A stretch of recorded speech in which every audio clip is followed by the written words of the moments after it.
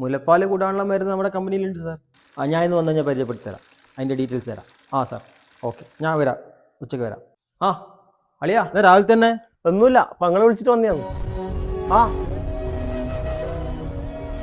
ആൻകു ഞാൻ കുറച്ച് ലേറ്റ് ആവും കേട്ടോ, കമ്പനിയുടെ മീറ്റിംഗ് ഉണ്ട്. ഓക്കെ.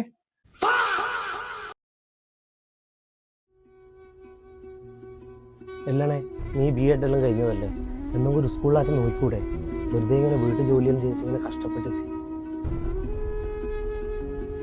നീ പിള്ളേരെ തുണിയെല്ലാം അലക്കിയിട്ട് വെറുതെ ജീവിതം ഇങ്ങനെ കളയുക. മൂത്രോ അല്ലാണ്ട് ഈ പിള്ളേർ മൂത്രം വയ്ക്കുന്ന അറിയെങ്കിൽ നിനക്ക് അടിയിൽ ഷീറ്റ് വിരിച്ചു കൊടുത്തൂടെ?